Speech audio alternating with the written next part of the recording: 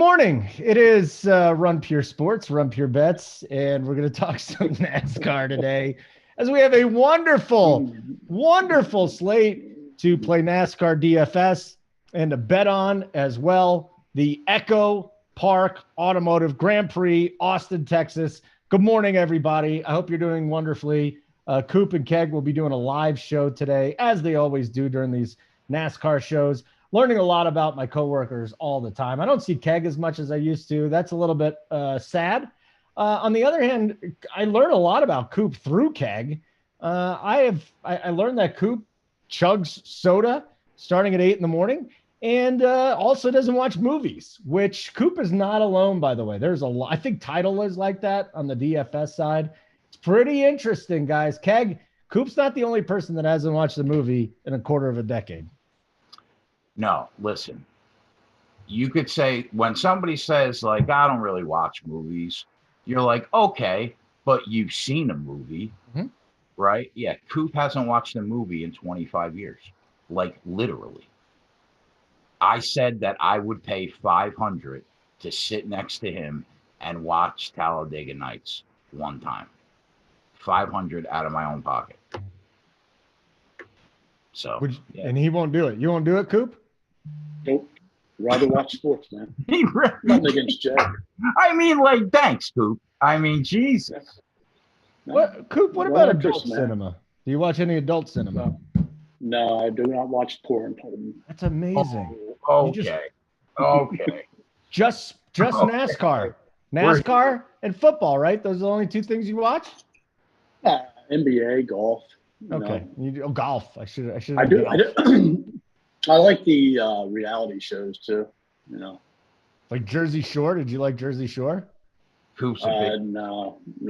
I mean, I tried to get the boys into Celebrity Big Brother, man. Huge. And well, I can't even remember the lady's name now, man. You should take. Yeah, she won. Yeah. Are you telling me you watch the Kardashians over Talladega Nights? Is that the shit you're into?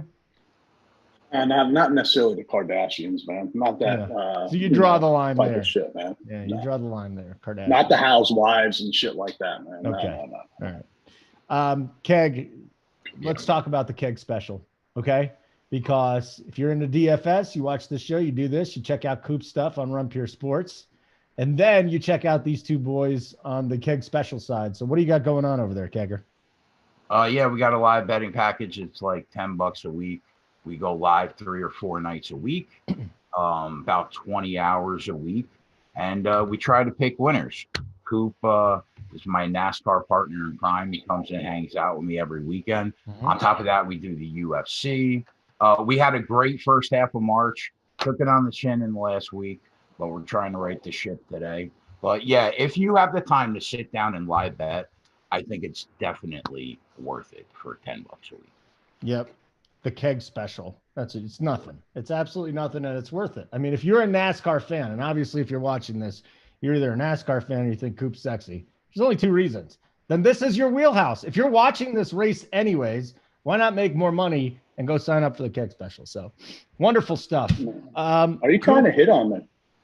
What? It feels You're trying to hit on me, man. You're talking about porn. If I watch porn, you're talking about being first sexy. of all, I did it in a classy way. I said adult cinema. Second of all, yeah, I'm trying to make a joke about doing that, but I can't even make a joke up about hitting. I mean, Mrs. Hoop, man, are you trying to rebound on the other side now after Miss Hoop put you under? Yeah. I mean, how many people are going to bring that up to where I have to say it was a bad situation for me? Everybody put me in a bad spot, so it's not my fault. Plus, apparently, she thought it was funny after watching the video. Okay, Coop, let's get into this here. Tell me all about this race. Tell me how it's different than every other race. Set the scene, and then we'll get some thoughts from KEG too.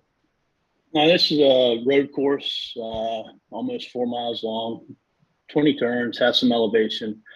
They raced here last year, but you can throw that away because 1, we have a different car, and 2, it was running horrible weather in the rain. It ended up being cut short too. So throw that aside, and it's going to be interesting to see how all this plays out. We have a lot of soft pricing, especially on DK. And we have drivers, who are starting all over the place, who you typically play. So there's a lot of different routes that you can take, in this particular race. Dominator points are not a factor since it's only a 68 lap race. And then strategy will be a big time factor in this. Disappointed yesterday that strategy never came into play. But I think it will today, based upon how the fuel mileage plays out and how the stages and laps are set up. So strategy will definitely be in play. Strategy in play today. What do you got for us, KEG? Yeah, I think from a betting perspective, and I think Coop will agree with me, last season there was a lot less guessing. They had made some slight modifications to the old cars last season, but we had data on those cars for a while. We knew what to expect. Trying to figure out these new next-gen cars and how they will perform on a road course is hard to do. I was looking for road course testing with these next-gen cars from the winter, and the only thing I could find was the testing that they did at the Charlotte Roval, which I don't think tells us much here. Coop, you would know better than me if they tested at another road course besides that. And like, sure, we've had drivers that dominate on road courses historically, like Chase Elliott, like Marty and Kyle used to do a few years back, right? But there is so much parity this year. Race teams that had no business sniffing the top five the last few years now have formidable equipment because everybody's starting from zero with this new car. Tires, also a big issue the first 6 weeks. There have been way too many non-contact blowouts, considering that we're only 6 weeks into the year. And then on top of that, all the uncertainty that the books are also pricing us out of markets that Coop and I were getting gettable numbers last year, like matchups, groups, top tens. And right now they're slowly pricing us out of the market. So it's a process right now, fighting the unknowns with the new car while trying to find an edge in the legal market right now. Okay. So let's get into these plays here, Coop. And before we move on, make sure you hit the like button. Make sure you subscribe to the Run Pure Sports YouTube channel. Because a couple things, not Coop, Hoop said there's something big going down for 10,000 YouTube subscribers. So I'm looking forward to that. And then it'll notify you anytime we go to a live show. Plus, check out the Run Pure Bets side as well on the YouTubers. So that'll be wonderful. Before we start, I have a couple questions for KEG. Okay. One, let's see if we can come to an agreement, results aside. 5 fastest cars this year. Tyler Reddick, Ryan Blaney,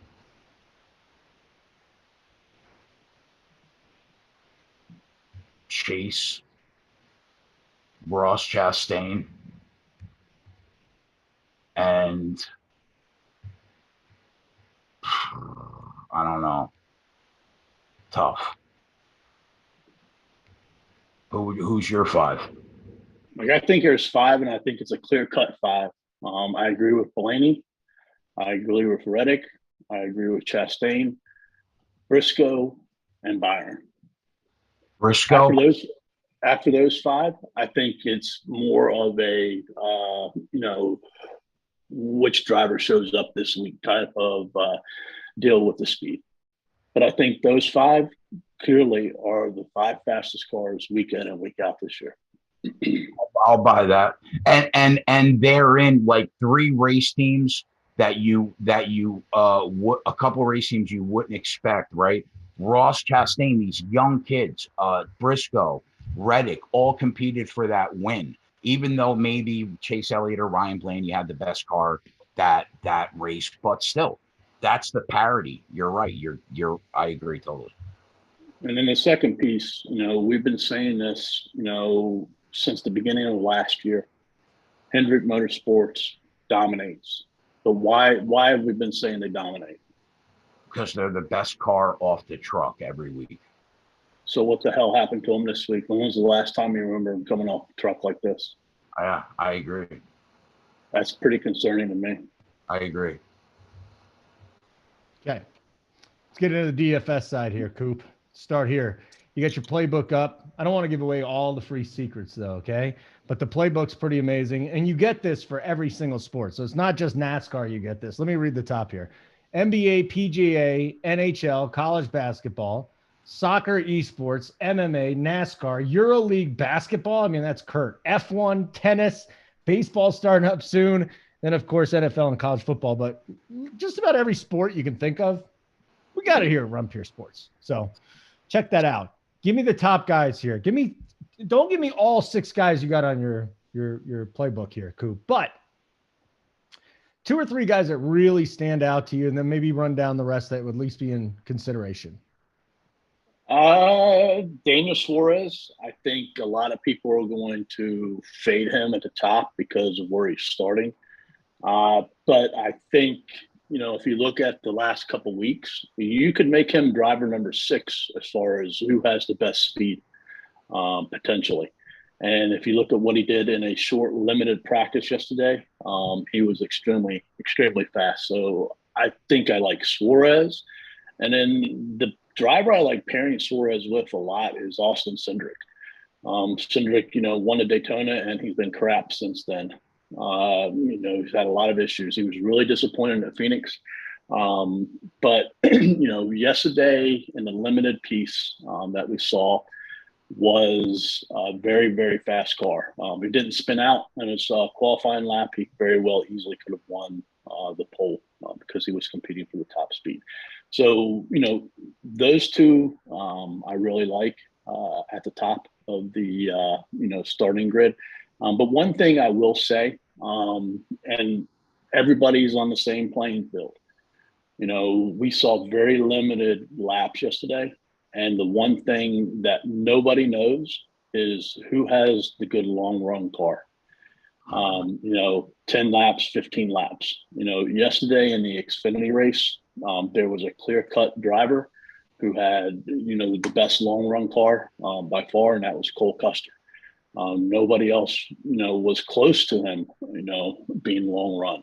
So, that's a blind spot that, everybody's playing with. And, nobody knows how to play that aspect of who has the best long run car today. Okay. Kegger, let's try and help a little DFS and betting side here. So we heard him talk about Suarez. I think Denny Hamlin is another guy I'd like for you to talk about. Tyler Reddick, Suarez, Hamlin. What about these guys at the top these guys that really could dominate the field today? Yeah. So my first question is talking to Coop. Austin, he mentioned Austin Cindric disappointed us big time, right? A couple weeks ago. But that translates into Penske, right? Like Joey Logano historically has been pretty solid on road courses, right? Cindric, obviously a great road course driver, crushed Xfinity, but you can make the argument hasn't been great in the couple cup races that he ran in the road course, right? What do you think about Penske? Here's what I think about Denny Hamlin. Holden asked me about that. Yeah. I think that Denny Hamlin has had some unfortunate luck, and he is a really good road course driver, and eventually it's all going to lock in for him, and you're going to be like, oh, there's Denny Hamlin. And that could be today, because I still think, Gibbs puts out a good product every week. Well, I shouldn't say that now with these next gen cars, but I think he's capable if his car is right. But like Ryan Blaney, can't trust his pit crew. I'm off the Blaney train until they make some revamp on that team, because they're costing me money every week. So what do you think about Penske, Coop, Cindric, Logano? They're all right. I think, and I want to talk to you about this on the betting show more, but I think Chevy wins the race. I do too, but not necessarily because of cars like Hendrick. Right, exactly. Right. It's the Reddick, it's the Chastain. Yeah, I totally agree. I agree.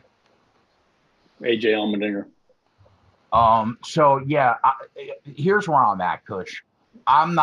in the first road course in the new next gen car, I can't bet an outright winner pre-race. Okay. So the live board will determine the outright market for sure for me and Coop.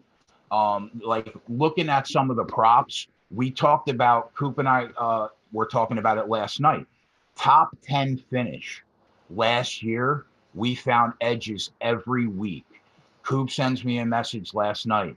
18 drivers that are minus 110 or worse. So it's really hard to find an edge in that top 10 market right now. Matchups, Coop, the one matchup I said to you that I kind of liked, Will Byron in that plus 125, plus 130 range against Ryan Blaney. What do you think about that matchup? I like the number, but I mean, I can't trust William Byron off the truck this week. Right, but the number seems excessive, right? But I like a better number out there. But we'll talk about it later. But I like one better. Okay. So yeah, I won't get involved in the outright market, and I'll be looking for props. But going back to Denny Hamlin, like Denny Hamlin, he's been solid, but he hasn't shown that top line speed all year.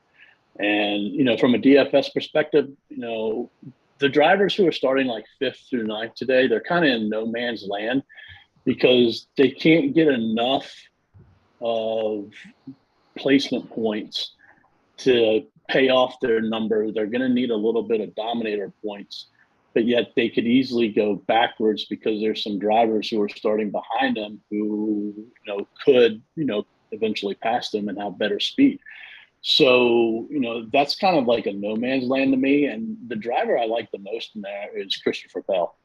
I think his price is going to keep people away from him. His results, is going to keep people away. But he's like Denny Hamlin. He can't buy a break this year. And I think out of those cars, he's shown the most speed consistently week in and week out, him and Bowman. But I just can't play Bowman either because he's not a very good road course driver, and it came straight from his mouth yesterday. One other matchup I don't mind is Chase Briscoe minus 110 over Dinger. I don't mind that either. Hey, Coop, let's talk a little bit about your place differential drivers here. You got 4 of them on the list. Can you tell me a little bit about William Byron today? Not great on the road course, apparently. Well, he's better than what his numbers show. He was contending last year, and then, he went over this big hump that come out of the road somehow on one of the tracks and, caused a huge accident. I forget what race that was at, but it was weird. He has a lot of bad finishes, but he's run very well. He's just been caught up in, accidents and things of that nature. He was easily the most disappointing driver yesterday in practice. I was expecting him to come out and be one of the faster cars, actually, but that didn't happen. He's starting so far back. He has upside. The price isn't that bad on him. I don't think you can fade him, but he's not a lock either. He could finish 15th or 16th, or he could finish 5th or 6th. So, he could get caught up in an accident and finish worse than the starting position. So, but, the number's too good to not play him. AJ Allmendinger is the best play on the book right now. He has the most upside by far. He came out yesterday, ran a really fast lap, and then not sure what happened after that. They weren't slow laps or anything. They just weren't, top tier laps. So, he's probably the best road course driver out there. He has the advantage of this car where they're talking about the bigger brakes, where you can drive into the corners deeper. So that could be a very good plus for him. And then obviously, he has the most upside because he can win the race, from his starting position. Get those 20 differential points, get the win, get a couple dominator points. I don't think anybody behind him can win that race. And I don't think the driver starting quite in front of him will be able to get up there enough to get enough dominator points to get over top of him. So he has the highest upside on the slate. Two drivers that I like as pivots is Chris Buescher. Outside top 10 possibly, but I think probably around a top 15 more. He's never finished worse than 20th on the road. So he's very consistent. And then Austin Dillon. I think not many people are going to play him. Historically, he's been very bad on road courses. Last year, he came through and had his best year ever. So, I think Tyler Reddick might be pushing him, his teammate, because Tyler Reddick said, look, I got to get better at these road courses. I'm not very good at them. And he's made a very big push. And I think Dillon might be following along that line. So I like Dillon as pivots in there too. Hey, Kegger, AJ Allmendinger is somebody that Coop went right to. Can you talk a little bit about him and your thoughts on him today?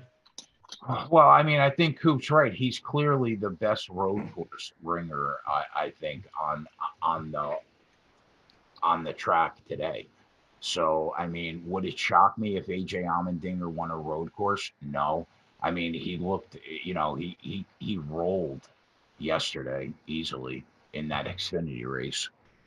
So yeah, it wouldn't shock me at all to see AJ Allmendinger, who is by far the best road course driver on the track today, and in decent equipment to get the win. Coop, last night when we were talking, I heard you mention Chris Buescher just now.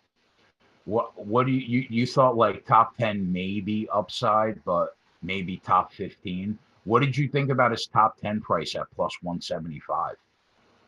Yeah, not worth it. I mean, I think maybe we run this race 10 times, he gets a top 10 one time, maybe twice. I think he gets, anywhere from like a 12th to a 20th, probably 6 to 8 times. Yeah, at 2 out of 10 times, that's not worth it at plus 175. All right, guys, we'll get to the mid-tier drivers in just a second. Want to remind everybody watching on YouTube right now, hit the like button. Make sure you subscribe to Run Pure Sports on the YouTube, bottom right-hand corner, little sideways triangle and a red button. Same thing with the Run Pure Bets YouTube channel, because a lot of people watch you guys on YouTube too, on the bet side, KEG. And I can't say it enough. We got the KEGer special. If they want to hang out with you and Coop today and make some money, how do they do it, KEG? Yeah, just head over to runpuresports.com and go to the pricing, and you'll see the KEG Live package. Also, the bet side package. Use promo code BETS25 off. It'll get you 25% off the first week or month, and you'll get all the picks, all the content, the articles, the videos, all for the best price in the industry. So you got Joey Wirt coming up, baby, and he had a hell of a baseball season last year. Baseball too. That's the other thing. Very, very profitable baseball season with Joey. Yes. So there's just so much. We still got the NCAA tournament here. We got 2 games today. We got the Final Four, and then we got the championship. So there's a whole bunch of bets up there. Tony on the DFS side comes over, puts his bets in there yesterday. Absolutely cleaned up. So there's bets up and down. Susie's got tennis. There's more tennis stuff going on. So can't say enough about the crew here.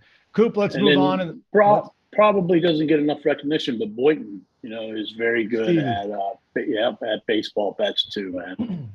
Yeah, the baseball crew. That's right. We got baseball coming up. I'll be doing shows 5 days a week. I'm looking forward to the grind there. Middle tier drivers, Coop. We got 2 guys, the last name of Busch. Want to get your thoughts on that. And then Chase Elliott. Like, what kind of pedigree does he have on the road courses? Ooh, let's start with Kurt Busch first. Okay. He's a solid play. I don't know if he's going to be a low-owned, sneaky type of GPP play because of his price. He's very playable at that price. He's, on paper, statistically not having that good of a season, but he's finding a way to get the results at the end. And he's, I think, 5th in the points at several top 10s. So look at it from that perspective. I think, he's a 50-50 shot to improve his position or, decline in his position. So, I do like him. I mean, he's not going to be uber chalk by any means, but I don't think you're going to end up finding him at, 8, 9, 10% either because of his price. So, I will have some, but I'm not going to go crazy with him. Then you have Elliott and Larson and Kyle Busch. And, I don't know what the deal is with Chase Elliott yesterday. But he came out, he ran his first lap at a 2:16. 2:12s and 2:13s were the predominant numbers. So he was very, very slow. And then he decided to follow his teammate, Kyle Larson. So, he wanted to follow him to, pick up speed, evidently. So I don't know if they were just trying a different setup or what the deal was with him, but he had absolutely no confidence in his car. You could hear it in his voice. You could tell from his driving because, after that first lap, he just followed other cars. So I don't know. Did Hendrick Motorsports have a huge advantage previously in these road course setups in their cars? Possibly. But like I said at the beginning of the show with Jay, week in and week out, man, they come off that truck and they are fast. They were not fast whatsoever, this week. And, maybe they had the long run set up. I have no idea. But the one thing I do know when you look at Larson, Elliott, Kyle Busch is the pricing is soft, but they're the top three guys. And they have to get top three finishes with a few dominator points in order to pay off their salary. I don't think I'm going to have any of them. If I do, it'll probably be Kyle Busch. But they're all going to, get ownership based upon what they've seen in the past.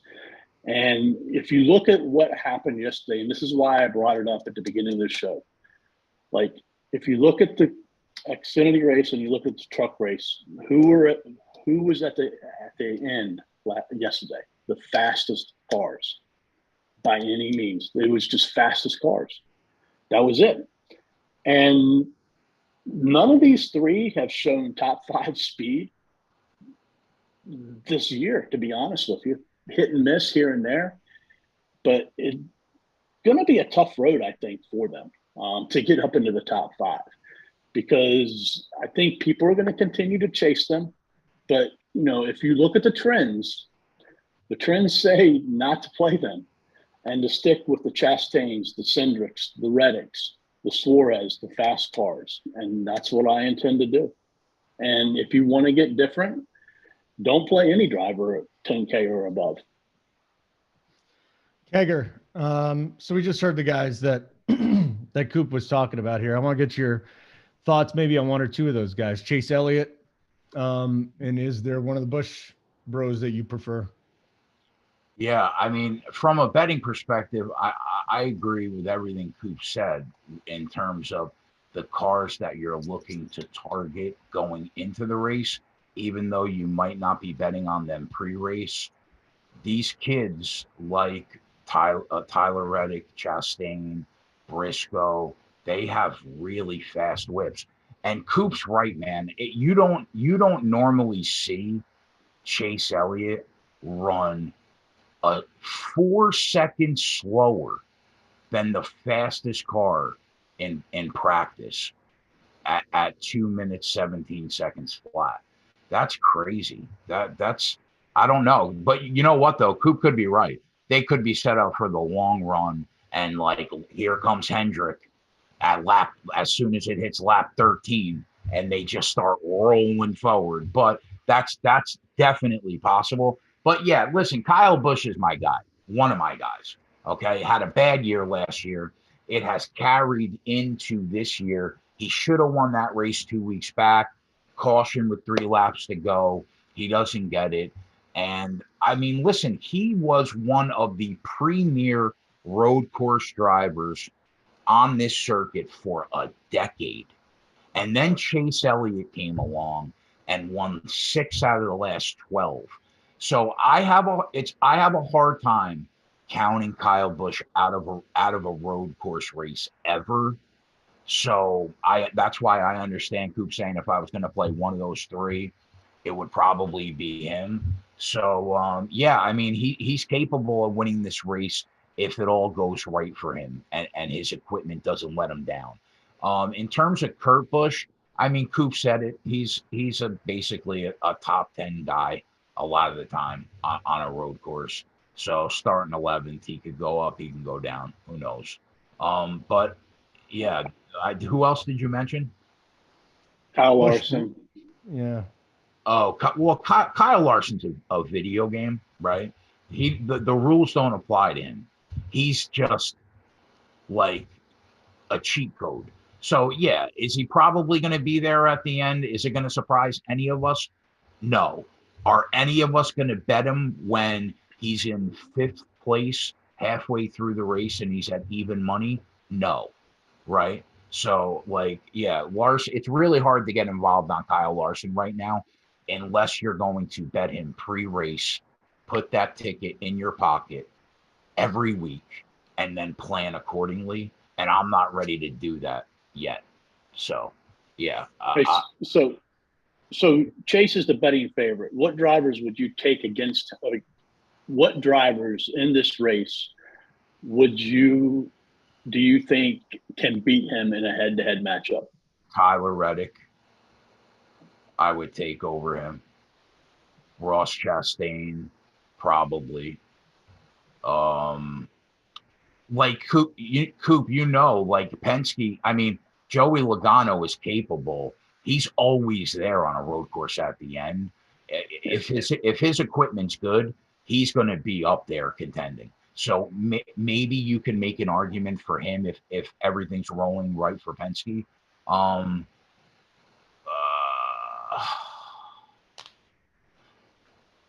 I mean, you can make an argument for 3 out of the 4 Gibbs cars if there is good enough plus money on that number against Chase Elliott. You can make the argument that Chris Bell, Kyle Busch, and Denny Hamlin, if the price was right. What's the number you're looking for? I would say for Kyle Busch, probably plus 125. Plus 130. Would you say that's probably based on Elliott winning 6 out of the last 12 road courses? Would you say plus 125, plus 130? Yeah, so that's good because you're going to like the bet I like then. Good.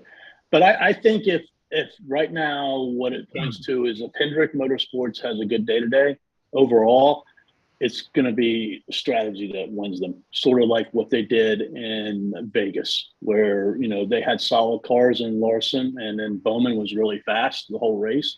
And then they took out 2 tires and ended up at the front.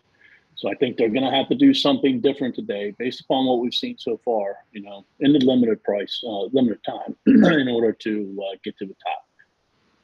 But I think a lot of people are going to start their lineups with Chase Elliott. And, a lot of people are going to play Chase Elliott and Kyle Busch. And then I just don't see a path for both of them to get 5 times their salary. Maybe one of the 3 do, and then you can throw Blaney in there too. But there's going to be a lot of Blaney Busch lineups, a lot of Blaney Elliott lineups, a lot of Blaney Larson lineups. And if you fade all 4 of those drivers, you're going to be completely different, and you don't have to worry about ownership whatsoever, when it comes in this race. Can I ask you a question, Coop? On a road course, how many place differential drivers are you looking to have on your line? I think really all of them have to have somewhat. And I mean, it can be a couple points to, 10 or 15. You typically don't see a lot of the drivers start 25th and finish 5th and stuff like that because track position is so important. So that's why I want to target a lot more of these mid-tier team drivers than the drivers starting, back in 25th and, on. Plus, the way pricing is, you don't really need to play the bottom tier drivers, this week. To me, it's really about your finishing position and being able to gain, a couple differential points, whereas when you have Blaney and those 4 drivers, Larson, Elliott, Busch, like they've got to get really far up there to do it. But like a Kurt Busch, I think is like 7-8. If he finishes 11th, 9th, 10th, that's going to be good for him. So same way for Suarez, man. If Suarez gets out there and leads a couple laps and then he finishes 3rd or 4th at 7.1K, I think, somewhere in that ballpark, he's going to be good. There's just a lot more pressure on Blaney and Elliott and Larson and Busch, and they're going to be chalky. As I just went through the chat here, have you and Uncle T hung out? Because Tony's telling me that Uncle T has not seen a movie in 25 years either. No, you guys should watch Talladega Nights together. That's why I love Uncle T, and that's why I love Coop. Yeah, just old dudes don't watch movies. It's just do what they do. It's as simple as that. What was the last movie you watched, Kegger? I watched the new Spider-Man movie last night. Bro. How was that? It wasn't bad. It was all right. Just okay. It was okay. Yeah, just okay. You see the new Batman? No. Do you think the Batmobile would win today's race, or is it just too fuel efficient? Inefficient. Batmobile would get crushed. Yeah, right? Because it could go fast, but too many pit stops, correct? Yeah, bro. Yeah, the other thing, like if you watched them races yesterday, where did most of the wrecks occur? And when I mean wrecks, we're not going to see a lot of attrition in this race, but you're going to see a lot of spins and things of that nature. And I have two questions for you, Coop. 2 questions. Number one, are you concerned about the tires? Number 2, I have a feeling that somebody contending for this race late today is going to have all 4 of their tires underneath that rumble strip and get sent back. So if you're not aware of what Jay's talking about, in the past they had like turtles over there in turns 3 through 6, to where you had to keep at least 2 of your wheels on the asphalt versus the red part of the track. So in turns 3 through 6, when you're going through those little S's, you have to have at least 2 of your tires on the asphalt. If you have all 4 of them in the red, you get a pass-through penalty.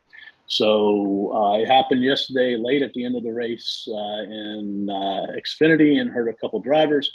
Will it happen again today? Probably. As far as the tire issues, man, it would be crazy for me to not say we're going to see tire issues because, I've probably seen a movie in my life before some of these tire issues that I've seen before happen. Like it's been 25 plus years since I've seen a tire just fall off of a car. And it's happened 4 times this year. And then to top that off, in practice the other day, Joey Hand is driving his car.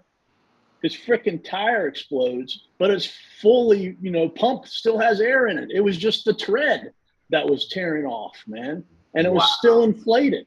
So, it would be stupid to say you don't see a tire issue today. Yeah. There's just the tires going to fall off today, just completely fall off. They're having real problems this year. Why? What's going on here? It's a new car. It's a new tire, right, Coop? Yeah. And Goodyear doesn't have it down to a science yet. And you're just seeing tires blow out. Cars that are winning the race, boom, blow out. Boom, blow out. Yep. Like button. What do we got? 113 watching, 41 with the thumbs. Do you have any questions in there, Holden? Do I have questions here? Not you, the viewers, man. Oh yeah, there's questions. Take a couple questions. Why don't we go do that at the end, Mr. Host? Okay. All right. We'll go do that at the end, and we'll get into a couple of values, and we'll get into some fades, and then we'll get to the questions, big guy. Speaking of the values, then run down the value plays for us, Coop. There's a bunch of value plays here, and like I said earlier, you don't have to go down here if you don't want to, if you're making a more balanced lineup. I really don't want to play more than 2 of these in one lineup. because, you know, the chances of hitting those right two that, you know, gain the right amount of place differential points is difficult. So, you know, I think the ownership on all these drivers down here are going to be, you know, spread out. I don't think there's one that's going to be more popular than the other. It wouldn't surprise me if a Joey Hand, you know, who the majority of the people probably never have heard of before, ends up being the most popular down here. You know, he was a driver I was referencing earlier, you know, with that tire issue where the rubber came off of it, but it was still inflated on Saturday during practice or qualifying. But, you know, he's a road course ringer. Ford's put some money behind him. He had, you know, top 10 times, top 15 times in the couple practice laps that he went out there. He teaches Ford, you know, their other drivers, you know, how to drive on these tracks. So he's very good. He's starting at the very end, 38th place out of 39 positions. So he has nothing but upside. You play him, you can play whomever the heck you want to. So do I think he has top 10 potential? Heck no. But do I think he has top 20 potential? Definitely. Then you have Ty Dillon, who's been solid. I think, you know, is another good play. Todd Gilliland, you know, who won at this track last year in the trucks and then had two other top fives, is a very solid play. I think Michael McDowell is a very good low-owned, potentially GPP play that, you know, I think many people won't be on just strictly because of the options that are available down there. You know, Eric Jones, he's a little bit above that price point, but I think, you know, he's going to get some, you know, chalk. But that's where I kind of like Buescher and Dillon as nice pivots off of Eric Jones. Because, you know, there's nothing to say that Eric Jones is going to get a top 20. You know, he's been one of the faster cars, but he's been up and down, you know, in the speed category. So, you know, those would be some of my top plays, you know, when it comes to value. But, you know, I think my plan is just to stick with some core 3 or 4 drivers above and mix and match, you know, these drivers in it. And then, like I said, I won't have any of these drivers 7K or below in any lineup, in some lineups. Okay. Anything else, my friend, that you would like to get into before we get to Coop's segment? Let's hear from the chat. KEG? Yeah, one thing that I'm looking at these manufacturer numbers, and I'm going to say this knowing full well that it would shock nobody on this show if Hendrick was running 1, 2, 3 on the last lap of the race, because they were set up for the long haul all along and they crushed the field. We've seen it too many times, okay? But if you are willing to say, I'm throwing them out today, I think that Tyler Reddick at 6-1 to be the top Chevy, Ross Chastain at 12-1 to be the top Chevy, Dinger at 12-1 to be the top Chevy are all super, super live. If you're willing to throw out those Hendrick cars today, I will have money on a couple of them, just to let you know. I will have a couple top manufacturer Chevy, Reddick, probably a little Chastain, maybe a little Dinger. So that's all. Love it. Yes, Coop. Were you going to say something else? No, I just said I love that. What his approach to that, man. Okay. You love it. So, Coop, are you going to leave a lot of money on the table today? Because Kenneth Singletary wants to know. I definitely think with the soft pricing, you can leave, you know, anywhere from $500 to $1,500 off the table if you want to. What about all 4 Hendricks cars in a line today from Kenny? I think after watching the show, if you think I'm going to play all 4 Hendrick drivers in one lineup, you probably haven't been very attentive. They haven't been very attentive? Well, how can they be? I mean, they've been thinking about you not watching a movie since 1990. The 19, right? I mean, we're talking 1997, dude. Do you know how many good movies? You've never seen Saving Private Ryan? No. What I would give to have like a 5-minute conversation with Mrs. Coop about Coop. It's just. Does Mrs. Coop like movies? Yeah, does Mrs. Coop watch movies? Nope. She likes the Housewives, though. God bless her. I mean, you did miss a lot of horrible movies, like the 6 Star Wars movies that came out since 1997, all awful. None of them have been good. So at least you weren't stuck with that. But the fact you haven't seen Saving Private Ryan, I mean, that is, and The Matrix, you've never seen The Matrix. I mean, Holden, the fact that these are the movies that you're asking, The Matrix. It's one of the greatest special effects movies in the history. It's changed special effects. Like, how The Matrix is a great movie. Let's start with like ever seen The Godfather, Goodfellas. Yeah, but those came out in the 70s and 80s. Shawshank. Those came out in the 70s and 80s, and Shawshank was like 30 years ago. So he's probably. Have you seen any of those? Because none of those movies came out in the last 25 years. Keg, you follow me here, buddy? Yeah, I understand what you're saying. Now you understand. Have you ever seen The Godfather, Coop? No. Fuck! Come on, man. I'm almost no ready interest to tell in it, Simon man. what to do. This is why I'll take a bullet for Coop. why? Because he's my guy to the end, bro. That's why. This is unacceptable. Listen, I don't know what to tell you. This is unacceptable. I'm totally here for the fact Oh, that there is one human being out there that's like, fuck movies. You know what I mean? Like, I'm here for it. I'm here. I say the same thing with books, man. Fuck books. all right. That's what we're gonna leave you with here. No more questions. You gave me 2. What's the fuck books play of the day today? Oh. Whoa. Settle down with the cursing. Settle down. Have you ever seen, what was the Tom Cruise movie? Days of Thunder? You've seen Days of Thunder. No, of course he's never seen. Yes, he has. You've seen Days of Thunder, Coop. I've not seen it. No. And you've never watched adult cinema, or have you maybe snuck it in there once in a while? Oh, in my younger days, sure. Okay. So at least now we're going to a place. now at least it's like we have a bar set. Had he said he'd never seen that, A, I wouldn't have believed him. Here's the line.